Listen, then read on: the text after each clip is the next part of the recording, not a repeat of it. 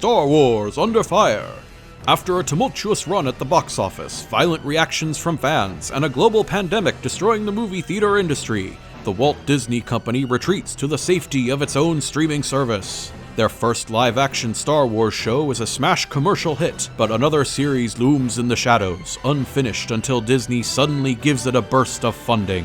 1 year later, YouTuber Super DQP takes a break from gaming to explore a daring quandary. Was this investment worth it? Sorry.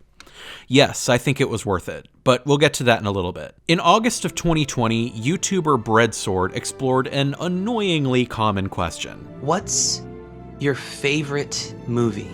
In this video, it's chiefly about Howl's Moving Castle, and it's very good. They actually reframe the question in an interesting way. What is your favorite movie right now? Just today, this hour? What is, to you, as the newest version of yourself, an unassailable personal masterpiece? One that feels like it was made just for you to find peace in. One that allows you to become truly lost. I wonder how different the answer would be. I think that's a better question to ask, both because it's easier to respond to, and also because it provides more insight into the questionee's current mindset, where they are in life right now. So, while we've got Star Wars on the brain, looking forward to Patty Jenkins' upcoming adaptation of a Nintendo 64 game, that's a sentence, and waiting for the other heck billion shows that are coming to Disney+, let's talk about my favorite Star Wars movie right now. You were the chosen one! Time to abandon ship. What about the droid attack on the Wookiees? Hello there.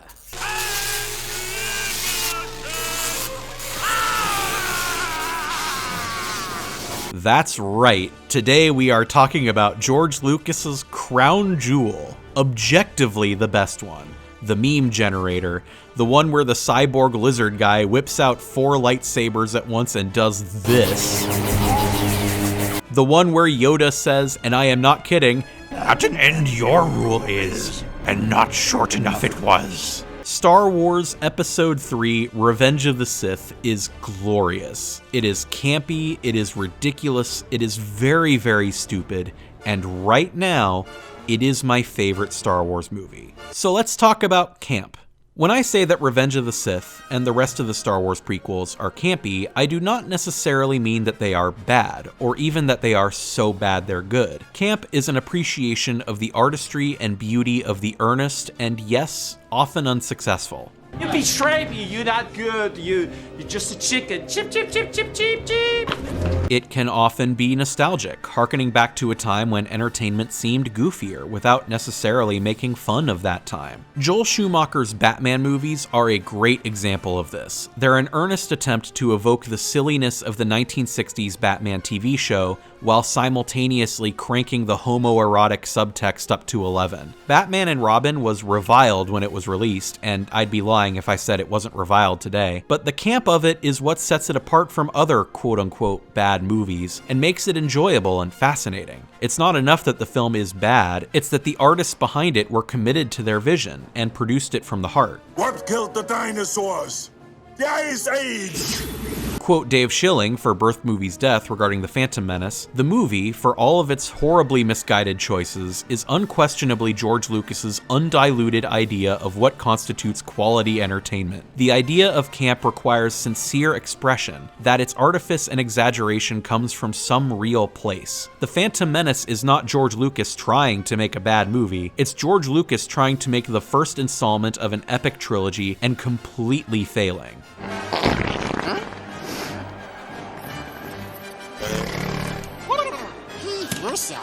It's not enough that The Phantom Menace was bad, it's that George Lucas just went for it. Lucas put his heart and soul into that movie in ways that he just couldn't with the original trilogy. And while the result was obviously not great, there's a sense of raw honesty and authenticity in it that you don't see in your average bad movie, and that makes it more fascinating than most flops. But Did the prequel trilogy really fail, though? It's well known that Lucas had originally intended to create an adaptation of Flash Gordon before creating Star Wars, and you can definitely see some of that influence in both the original trilogy and even more so in the prequels. George Lucas wanted it campy, as quoted in the Star Wars Archives 1999 to 2005. It is presented very honestly, it isn't tongue-in-cheek at all, and it's played to the hilt, but it is consistent, not only with the rest of the movie, but with the overall Star Wars style. Most people don't understand the style of Star Wars. They don't get that there's an underlying motif that is very much like a 1930s Western or Saturday matinee serial. It's in the more romantic period of making movies and adventure films. Star Wars was always intended to be a love letter to the science fiction of the 30s through 60s, and it is not hard to detect where Lucas took inspiration from. Flash Gordon, Dune, Foundation, Jack Kirby's New Gods, it's all highly visible in all of the movies. And side note, Disney's been keen to do this with Star Wars as well. You gonna tell me the Mandalorian's creators haven't been watching a lot of Firefly and Cowboy Bebop? Like, I ain't complaining, but still, Star Wars is and always has been derivative, and that's fine. But while we're on the topic of inspirations, Lucas did seem to have one giant inspiration for Revenge of the Sith in particular,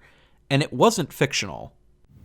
My fellow citizens, at this hour, American and coalition forces are in the early stages of military operations to disarm Iraq, to free its people, and to defend the world from grave danger. While the Iraq War was not something that Lucas and the rest of the prequel team predicted directly, by the time Revenge of the Sith had released, such a comparison had become unavoidable. And again, this isn't new. Even back in the 70s, comparisons between Star Wars and contemporary American politics were just as unavoidable as the comparisons between Revenge of the Sith and the Iraq War. Lucas had drawn upon real-life frustrations in America in the 70s while originally conceiving Star Wars, saying, "It was really about the Vietnam War, and that was the period where Nixon was trying to run for a second term, which got me to thinking historically about how do democracies get turned into dictatorships. Because the democracies aren't overthrown, they're given away." So this is how liberty dies. With thunderous applause. Prequel trilogy producer Rick McCallum also clarified, "First of all, we never thought of Bush ever becoming president, or then 9/11, the Patriot Act, war, weapons of mass destruction. Then suddenly you realize, oh my god, there's something happening that looks like we're almost prescient. And then we thought, well yeah, but he'll never make it to the second term, so we'll look like we just made some wacky political parody of a guy that everybody's forgotten." If you're not with me, then you're my enemy. Either you are with us, or you are with the terrorists. Execute Order 66. Chaos erupted at the U.S. Capitol today when pro-Trump demonstrators breached barricades and pushed their way inside. Oh, God. I talked about catharsis and tragedy in my previous video, but to reiterate, it's generally accepted that, in literary terms, catharsis refers to an emotional release caused by the terror and pity unfolding before an audience's eyes in a tragedy. A tragic story can act as a way for creators and viewers to process feelings through a tragic outlet, in a safe space that they can walk away from at any moment. This is a core tenet of how tragedies work and why people keep watching them. Revenge of the Sith is a tragedy with two angles of attack. It is the simultaneous downfall of a famed Jedi warrior, You were the chosen one! and of a democratic republic. Into the first galactic empire! The tragedy of Anakin Skywalker is admittedly very clumsy and reliant on the hard black and white rules of morality that the Star Wars universe works under. Anakin's downfall is set up by sudden bursts of unnecessary violence throughout both Attack of the Clones and Revenge of the Sith, and it also relies on the plot point that Padme somehow looks past every single massive red flag that Anakin proudly flies. But to be perfectly fair, I've been there too, so. The tragedy of the Galactic Republic is equally, if not more clumsy, reliant on Palpatine basically playing chess against himself like that one Pixar short. But for the time in which it was released, when the United States was in the middle of a full-on invasion of Iraq based on WMDs that did not actually exist, the Galactic Republic's downfall was really cathartic. And yes, I did notice this when I was 12 years old. I do not think that Palpatine's word choice of For a safe and secure society is accidental, considering that this movie came out less than 4 years after the Patriot Act was signed into law. And wouldn't you know it, watching a bunch of clone troopers turn on their former allies is pretty fucking cathartic after watching real-life armed insurrectionists take selfies with Capitol Police. This is not necessarily a comfortable movie. The closest it gets to a feeling of hope is at the end, when at least both of these babies are going to deal a blow to the new regime 19 years from now, and even that doesn't help much in the long run. The dark side of the Force is a pathway to many abilities some consider to be unnatural. It is depressing because that's what the movie is purposefully evoking. The Chosen One is evil now, the big bad is in power and will be for decades, and oh hey, they've got a big genocide machine under construction too. And that's where the movie ends, a small dim hope amidst endless bleak darkness. That's kinda how current events have been feeling for the last 4 years, huh? That's a part of what makes catharsis such a vital component of tragedy. It's that Greek definition, clarification. It isn't necessarily warm, but it does put a lot of those feelings into focus. It makes them feel a little less confusing, and that can be a comfort in and of itself. And this is an aspect where I think that George Lucas campiness helps a lot. Like, sure, it's depressing, but that doesn't mean it can't be stupid or easy to laugh at.